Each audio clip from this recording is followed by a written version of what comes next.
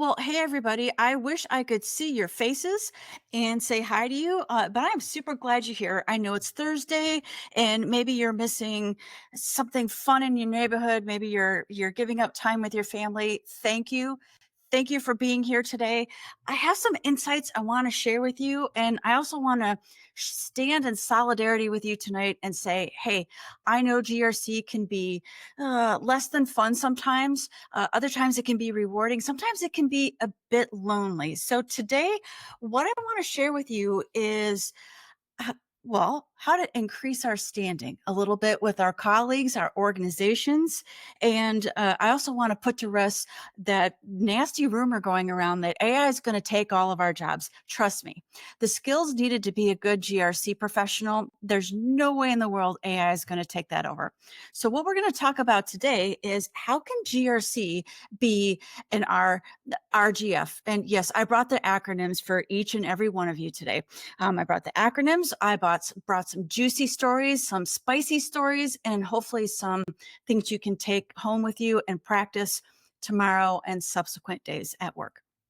Okay, well, let's get going here. Our agenda for this evening, we're going to first talk a little bit about truths and misconceptions around GRC. And I'm not completely sure who's joining us and what your knowledge of GRC is. We'll just touch on that real carefully. And this will be something of a therapy session for you as well, because you're going to hear some misconceptions. Maybe you've heard from your coworkers, maybe you've read online, and we're going to address some of those misconceptions. I'm going to share a couple true tales of absent GRC. Hopefully, these are familiar tales, or maybe you don't know all the stories, but bad things happen when organizations don't have GRC. And then we're going to answer the question, is GRC a cost center? Yes, no, maybe. But how do we know that? We're going to talk a little bit about measures and metrics. These are terms that frequently get uh, mixed up, misunderstood, misused, misrepresented, mistaken. I think those are all my miss words. And then, so let's talk a little bit about the tools that we're going to put in your tool chest today. We're going to talk a little bit about those measures and metrics. We're also going to talk about narratives and credible challenges. This is the people side of GRC, how to convince stakeholders and boards of directors, how to fund those things that you want funded, how to continue to get resources for those projects you're working on. And we're going to lastly talk a little bit about revenue generating functions. B Dubs and Chris are nice enough to keep an eye on the Discord, the messages going back and forth. So please, if you've got any questions, I'll keep an eye on it. They'll keep an eye on it, and feel free to interrupt me today. Okay, so if you don't know who I am, I'm Kelli Tralla. You may have seen me on some of the webinars over at Black Hills. You may have seen me at different B-Sides presentations. I've been doing GRC for a long time because actually I like it. I like it a lot. I like small GRC. I love big GRC. I can't lie. You can find me on LinkedIn if you want to know more about my background. I really hate putting up all those background slides. People just get lost in all the letters. But I want to talk about good governance. Good governance is less about structures and rules, and it's really more about being effective, being focused, and accountable. And one of those things I want to blow out of the water this evening is GRC is nothing but a checklist, or it's nothing but an audit, and it's nothing but a paper trail. Good governance and good programs allow the organization to meet its business goals, to meet its revenue goals, its objectives. If you're not familiar with Pearl's website, I put the link down in the bottom there. Perhaps the folks can put it in the chat for us. But Pearl is an innovator when it comes to thinking about information technology, artificial intelligence, but she's got a real knack for looking at how to combine the technology piece and the leadership piece. So I find her pearls of wisdom to be very helpful. Okay, so let's get into some of the ugliness of GRC. Okay, first of all, We've spent a lot of time looking at governance, risk, and compliance. Probably I got mostly, or I have mostly cybersecurity people. Maybe there's some privacy people here. Maybe there's some new AI governance people in our group tonight. But I kind of want to broaden our horizons and look at governance, risk, and compliance from an organizational or enterprise level. We sometimes we get kind of caught in the weeds a little bit when it comes to the cybers or the technology. But remember, governance, risk, and compliance is meant to be a unified framework. And what do we mean by that? Well, some of you may know I took a Route 66 trip in May, and I started in Chicago and I went all the way to Santa Fe, New Mexico, and then back to Chicago. And one of the ways I was able to do that was we've got an interstate system. We kind of take it for granted, but we know all of the signs are going to be big and green with white lettering, and they're going to be reflective. And that is an example of a unified framework. No matter if I'm in Illinois, Oklahoma, Texas, New Mexico, I know that the signs are going to look the same. The other thing we forget about governance, risk, and compliance is it's a coordinated approach. And I'm going to have to pick on some of us here in the group this evening and say, listen, if you're doing governance, risk, and compliance only within cybersecurity, and you're not talking to perhaps the other risk folks at your organization, or you're not talking to your legal department or your HR people, governance, risk, and compliance is meant to be an enterprise effort. It's supposed to be a coordinated approach. And honestly, you can make some new friends and learn some new things as well when you work with other business units. GRC is also meant to guide business decisions. Can we grow? Can we build that new plant or that new factory? Can we hire 100 more GRC people? Uh, what what does our next quarter look like? What are our 5-year plans? Well, those are hard to answer if we don't exactly know how we're moving the business objectives forward together. And lastly, it goes without saying, but I'm going to say it anyway. Governance, risk, and compliance helps ensure that all the organization's goals and values are aligned. So let's get in the weeds a little bit here. Truth and misconceptions about GRC. Well, I think most of us in this study group tonight, we've got some strong feelings about governance, risk, and compliance. We understand it streamlines processes. Remember, when we're building laptops or we're building desktop machines for a number of our coworkers, we want to streamline that process. We want to make sure we've got a golden image. We want to make sure we're following a benchmark or a configuration baseline. We want to reduce operational disruptions because I'm guessing a lot of you came from IT and perhaps you were on call, you were getting paged, your weekends weren't your own. You understand operational disruptions aren't just things that are upsetting the business, but they also upset our work-life balance. And that's really important to all of us. Governance, risk, and compliance efforts protect against lawsuits, help decrease insurance costs. If you've ever been involved in the process of renewing your cyber insurance policy, maybe you've had to answer a questionnaire, or at your organization, you're part of the vendor risk management program, and you're looking at having vendors fill out questionnaires. GRC can also reduce redundancies.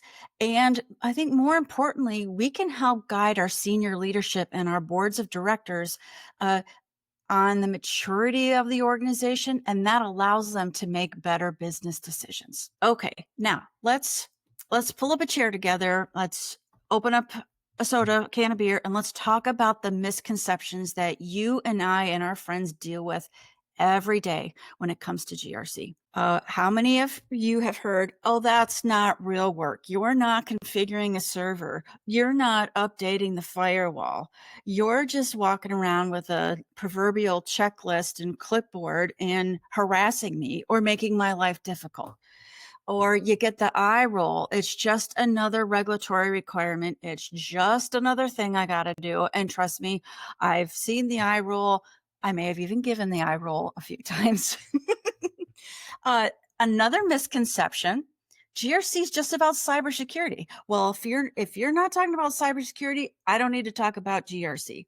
That's a horrible misconception. How many of us have heard, "Oh, I don't need to talk to you for another year. The audit's done. I've done my bit. I don't need to participate in the assessment. I'm working on a really big project right now." Or maybe you've heard this as well. "Well, it's artificial intelligence. I'm just fooling around with a chat GPT prompt. Oh, it's we don't have to worry about that." Actually, yeah, we do.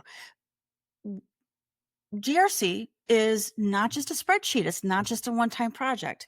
Are there other misconceptions that you've heard that perhaps that didn't make it to the list here? Well, I'll tell you one that I encounter fairly frequently, and that has to do with pay ranges and pay scales.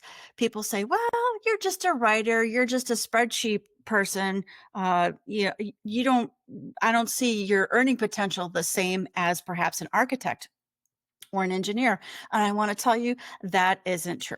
Not only do GRC people have to have strong communication, writing skills, conflict management skills, project management skills, but they also need the technical skills too, because how can you audit something if you don't understand it? Do you hear me, friends? I think we do. Hey, can I get an amen? Okay, so I think we've dealt with some of these misconceptions around GRC. Well, let's stop looking backwards and let's look at some true tales of absent GRC. I'm hoping some of you are familiar with these tales I'm going to tell you. Perhaps you are, perhaps you aren't, but let's get into it. First of all, I want to tell you a little bit about Enron. Are you familiar with the Enron scandal back in the early 2000s? So Enron was an energy company in Texas, and Enron did some, let's just say, creative accounting. And you can read about it. I put an image of Kurt Eichenwald's book up here, Conspiracy of Fools. If you haven't read it, it is an absolutely fabulous book. It was a good movie, but the movie just didn't have the same depth that the book does. But basically, Enron failed, and it failed miserably because there was active deception by senior leadership on the debts that they were accruing. They were using creative accounting to hide those debts. Arthur Andersen was the auditing and consulting firm that was looking at their financial statements. They also were somewhat complicit in it, and it's a fascinating story, and I can't get into all of it right now. But those of you who are good at playing along with pub trivia or GRC trivia, can you tell me what federal act came out of the Enron scandal? Oh, there we go. SOX, the Sarbanes-Oxley Act of 2002. Thank you very much. Flakinator comes in. How many of you are familiar with FTC consent decrees? A consent decree, if you haven't been at an organization that's been issued one, it basically means the FTC has found something really bad going on at your organization, and they've investigated and they've found reason that you weren't following best practices, you weren't following data privacy practices. And remember, the FTC has jurisdiction under Section 5, unfair trade and deceptive practices. Facebook and Snapchat both had consent decrees issued from the FTC against them for deceptive data practices. And you're like, okay, whatever. It's a piece of paper that said, naughty, naughty, don't do that again. It's actually much more intrusive and difficult when you're when you're when your organization receives a consent decree from the FTC. It's a 20-year it's a 20-year relationship. Can I say it's something like a bad marriage? In that the FTC says you're going to be responding to all of our requests. You're going to have regular audits. And I actually have a colleague of mine whose entire job he's a consultant, and he goes into different organizations and he works with them as their internal liaison with the FTC to respond to the consent decrees. And so why do I bring this up? These are organizations that willingly set aside good governance, risk, and compliance practices to cut corners, save save money, get a product out the door, hide things from the board of directors. And not only did it cost them fines, in the case of Enron, does Enron still exist anymore? Certainly does not. Both face both Facebook and Snapchat, and I have the old icons up there, um, are under dissent, I keep saying that, consent decrees for 20 years. So if you're worried about job security, trust me, we'll always need good GRC people because those of us who are in this space, we're really good at figuring out puzzles. We're really good at helping other people. And honestly, I believe we want to help organizations stay out of the doghouse. Well, there's an old cliche right there, isn't there? Okay, so let me highlight what happened at Enron. Where were the failures? Well, we had a governance failure because the board of directors had no idea exactly what senior management was doing. And because they weren't actively reviewing financial statements, they weren't asking hard questions, they weren't involved to the level that they should have been, it enabled fraud. It enabled Enron to hide billions of dollars of debt. And it also enabled conflicts of interest between Enron and Arthur Andersen, their auditing firm at the time. Another thing that Enron did is they used special purpose entities or SPEs to hide the risk of all of this debt. And while they were using these SPEs, the board that was in place didn't have the expertise to understand the pros and the cons or the legal ramifications or the financial ramifications of using SPEs. So as I mentioned, Enron had these huge debts and their ability to pay their creditors back, to invest. Remember, energy companies are building new pipelines, they're building new infrastructure. They need money to be able to do that. So what else went wrong with Enron? They had weak or non-existent controls. And I have a feeling most of the people on our call tonight knows what a control is, but let me just remind you, a control is a safeguard we put in place. They also didn't have a mechanism in place to allow whistleblowers to allow the board of directors or other leaders to know what was going on. And as Flakinator mentioned a little earlier, it did lead to the Sarbanes-Oxley Act of 2002 and the demise of both Enron and Arthur Andersen. Okay, let's talk a little bit about Facebook.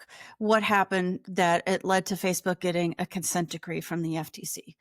We had failure of the board for oversight and challenging management. Their privacy practices were not documented. If they were, they weren't exactly following them. And if you remember, we had the Cambridge Analytica scandal. There's been all sorts of challenges over there. Another situation that arose at Facebook is they didn't vet or monitor third-party apps, Cambridge Analytica. They also were knowingly ignoring misuse of their platform and knowing that their third parties were misusing their users or customers' data. Facebook also violated existing FTC orders, didn't allow users to really know what was going on with their data. They had ineffective audits. It led to legal penalties, led to the consent decree, loss of public trust. I put that on there maybe for a couple days. There was loss of public trust. I think Facebook, though, is one of those generational uses. My mother would be on Facebook. Maybe I used to be on Facebook, but I think younger people aren't on Facebook as much as some of the older people are. And I'm not going to say who a younger person is or an older person. That's going to get me into trouble here. Okay, so these are a couple examples of what happens when we don't have good governance, risk, and compliance. Okay, is governance, risk, and compliance a cost center? Yeah, so perhaps you've heard GRC is a cost center. Well, what is a cost center? A cost center is something that costs resources, people resources, money, budget, and it doesn't seem to produce any revenue, or it doesn't seem to make anything for the company. And there's an assumption going around that GRC is a cost center. And I'm going to challenge us and say, no, I don't think GRC is a cost center. The existing narrative has it sound like it is, but I don't believe that's the case. Let's dig into this a little bit more. Well, what are the costs of a GRC program? How many of you are involved in implementing configuration baselines or implementing a control framework? You're implementing a vulnerability management program. So we've got implementation costs that uh, uh, involve people, human resources, licenses, time. Perhaps we have to take systems down temporarily to update them, or to assess them, or at least pause a job or a particular process that's going on.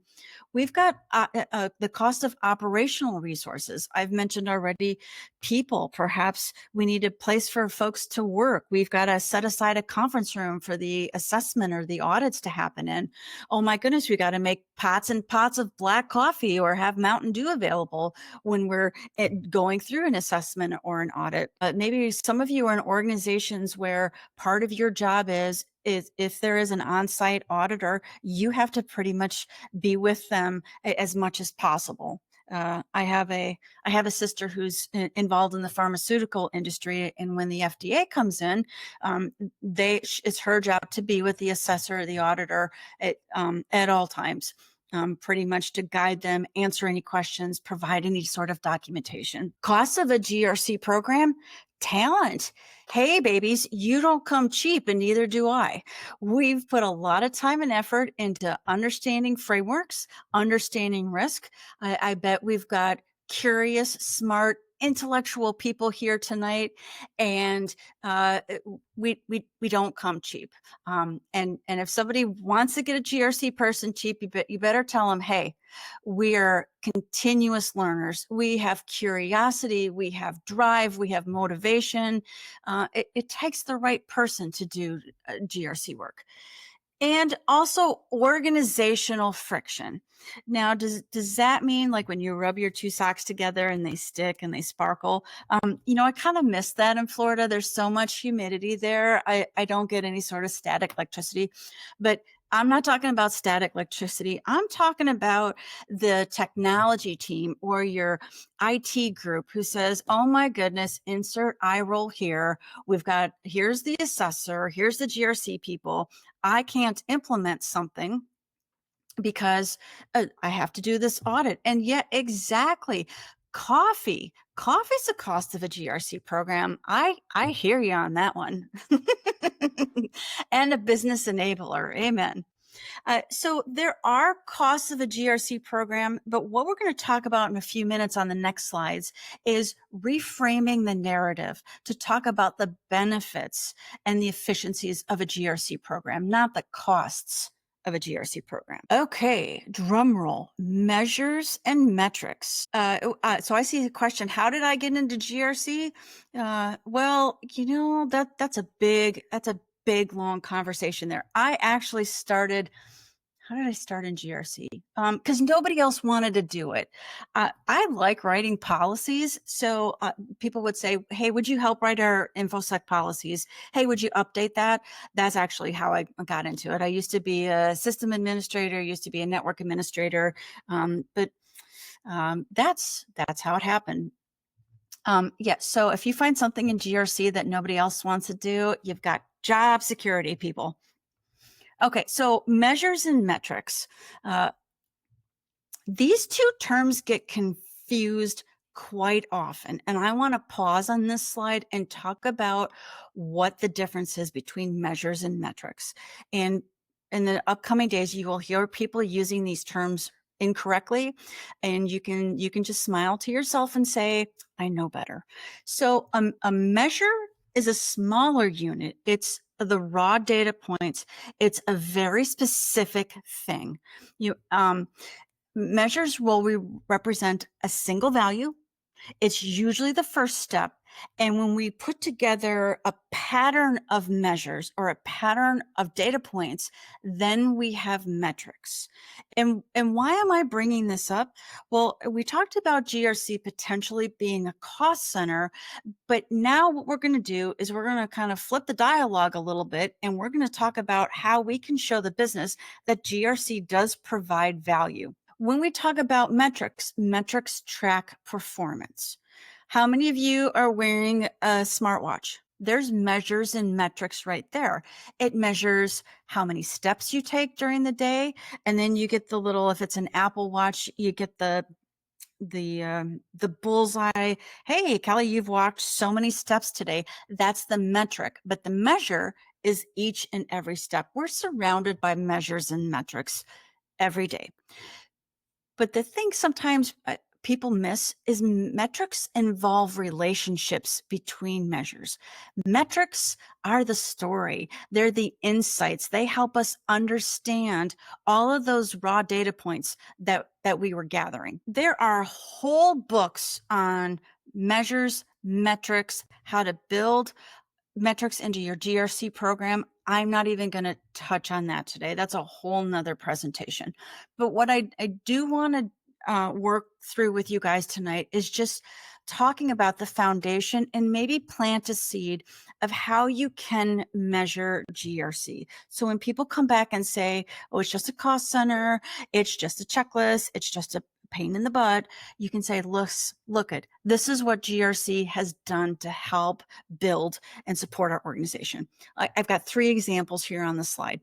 So a measure of incident response. Maybe incident response doesn't fall under governance, risk, and compliance in your organization, but it's an easy to talk about topic that most of us understand. So we want to see how good or poorly we're doing at incident response. Well, a metric would be, I'm going to ask my help desk to track how long it takes to close a help desk ticket. Well, remember, metrics give us insight on multiple data points or measures. So the metric would be speeds of addressing and resolving incidents. Did you know that you can apply measures and metrics to policies as well? I know a lot of organizations will ask end users or team members to read the policy and then sign or acknowledge that they've read it.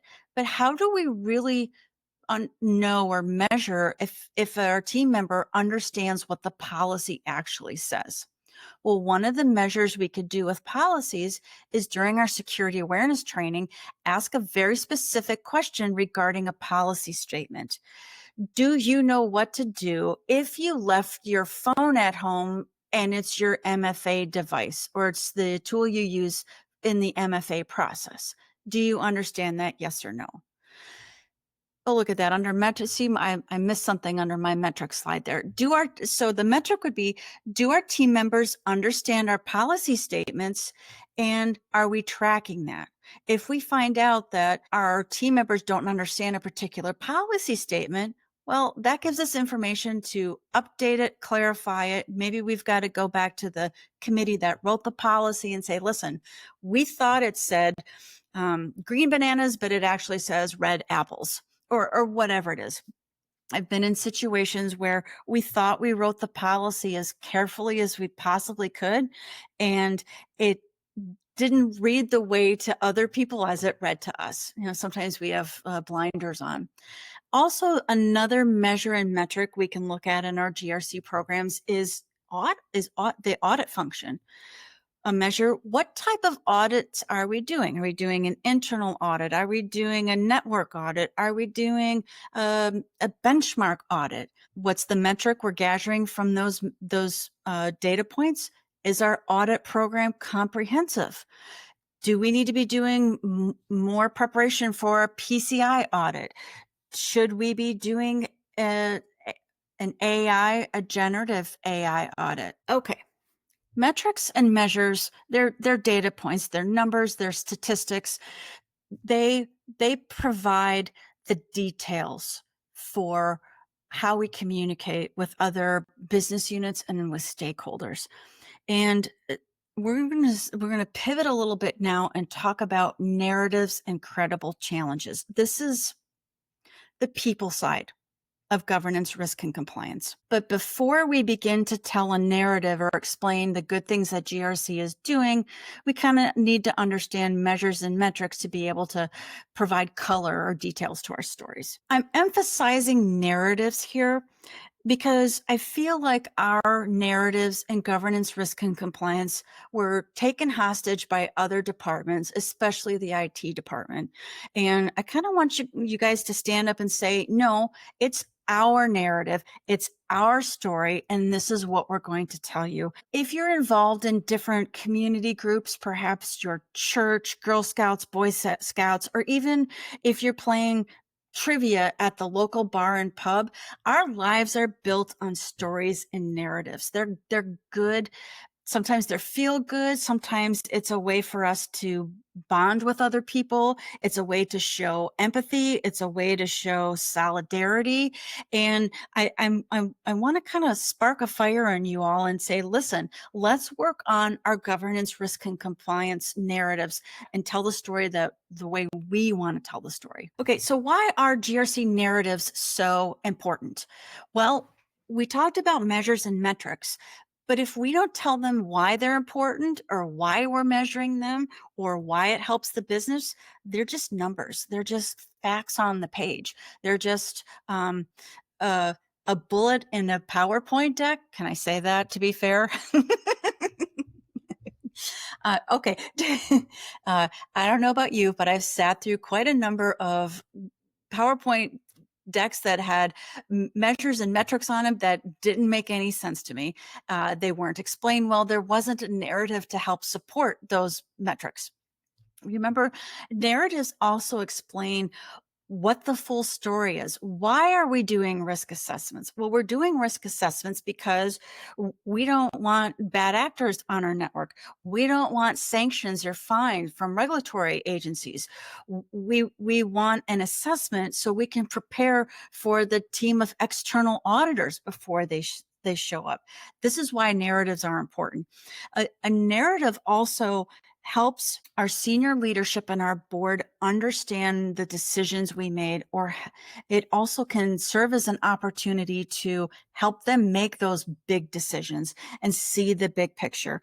Remember, I mentioned earlier in our presentation, you are bright, curious, driven folks, and you know details and minutia about frameworks and cybersecurity and privacy that nobody else does. And they don't understand why we made the decisions we do because they don't need to. They don't need to know all the details. But when you take it up to the 30,000 foot view and tell a story, they can understand a little bit better. I also want to highlight the importance of ethical conduct. We saw a couple stories earlier of companies that didn't exercise good ethical conduct and they paid for it. A couple of them don't even exist anymore. When you have an expectation of trustworthiness, integrity, and ethical conduct, that just makes it a better place to work. And when there's that expectation of um, that expectation of behavior, then that kind of puts a framework or a flavor around policies. Have you been in organizations where you pick up their policy and you're like, oh, this is dry, this is boring, I don't get it, why do I have to do this? But if you explain to people why you're asking them to not install games on their work laptop or their work phone, and you explain to them that, hey, if you say in a Zoom meeting, let me share my screen, you're actually doing more than sharing your screen. You're actually allowing remote access to your computer. That helps them understand why we have policy statements. And the last one I have on here, when we help folks understand that we're trying to save jobs, build the business, increase revenue, and make it just a more pleasant place to work, people can embrace that culture and they become part of the solution, and we don't see them as the problem anymore. Okay, I put this in the presentation well, because I really like Edward R. Murrow. If you don't know who he is, he was a journalist back in, I want to say World War I, but what he did is he he was a modern storyteller during his time. He would have this radio show and he would ask people, "What do you believe?" And people would come on the show and they'd say, "Listen, I'm a lunch lady at my local school because I really believe kids need nutrition. They need a good meal so they can focus and they can grow their bodies, grow their minds, grow their souls." And so what he did is he built this amazing radio show called This I Believe.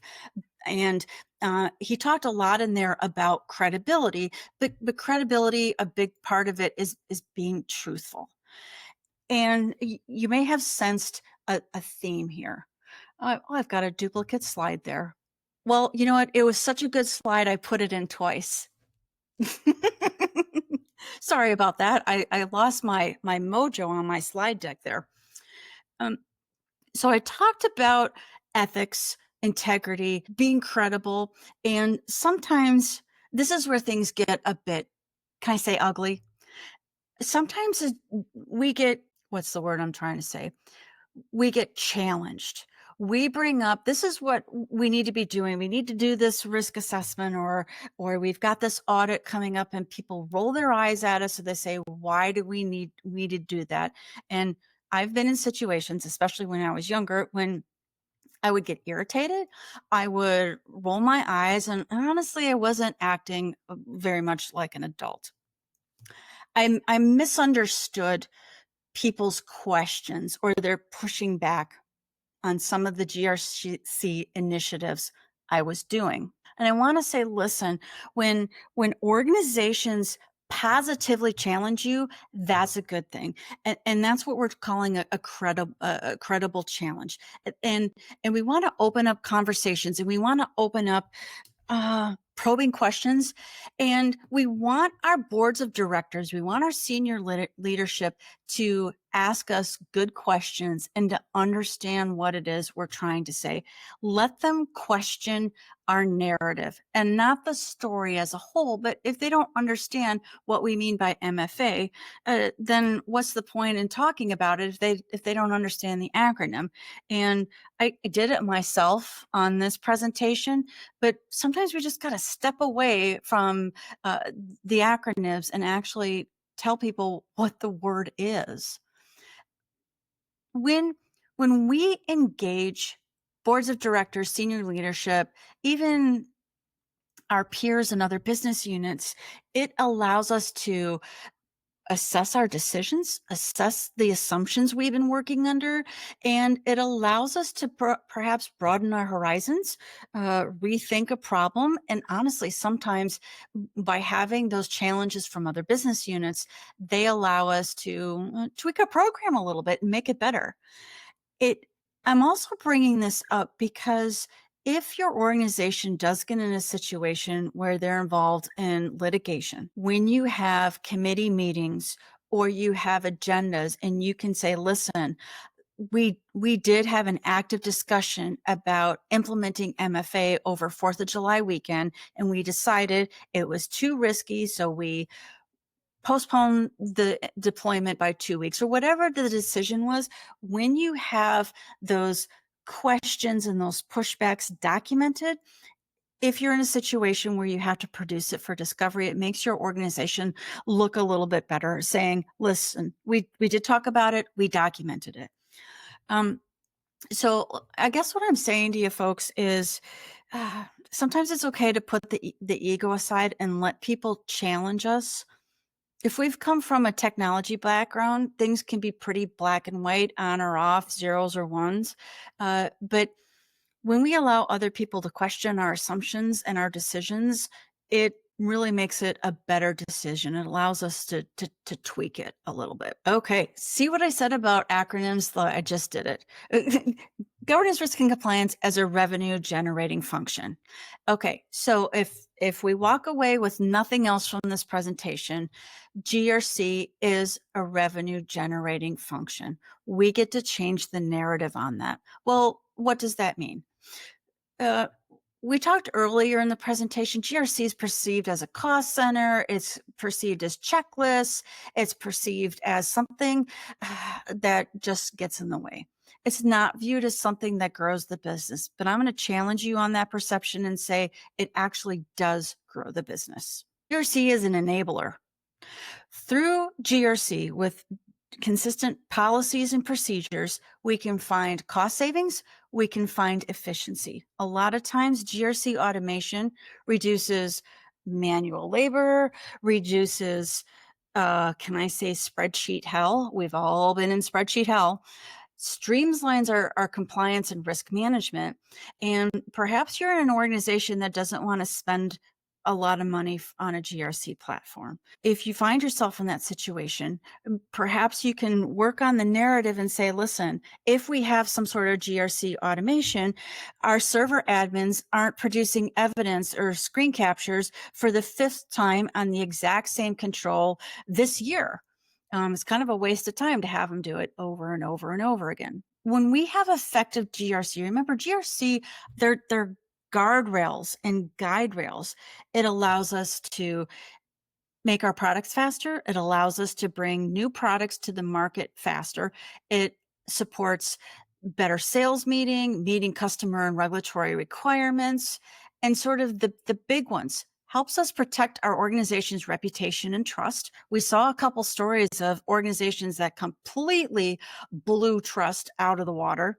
And also, when we've got measures and metrics and narratives, it improves the organization's decision making. They know exactly what sort of risks they're dealing with or not dealing with. For example, you'll have an executive who reads the headlines on his web browser, and we've got nation state actors, but it's a tiny little organization that really isn't impacted by nation state actors. And the CEO calls you and says, oh my goodness, we've got to deal with this. We're under attack from the North Koreans. And you can say, listen, we've already done a risk assessment. I hear your concerns. I'm so glad you brought this up, and I'm so glad you're reading in the news. Let's talk about this. And let me tell you what we've already done to mostly prevent something like that from happening to us. So GRC not only is an enabler, it is a revenue generating function. We talked about it being perceived as a cost center. We're going to scratch that narrative tonight. We're going to start a new narrative. Compliance programs can be used to win more business. If you've been in an organization where you've streamlined your vendor management assessment questionnaires, those used to take weeks to fill out. Now they take half a day, an hour, sometimes they take 15 minutes. When you've got a good compliance program, you can confidently address those questionnaires. GRC programs can help with business development. They can shorten sales cycles. They can tell us, we can look at measures and metrics and say, that didn't work, but this did. This is what happens. This is how much it costs us when a salesperson loses their laptop. And more importantly, GRC can reduce time to market for new offerings. That all sounds like revenue generating functions to me. Okay, I'm dying to hear some of your questions, feedback, and hopefully I can clarify anything I mentioned in the presentation, and let's hear what you guys have to say.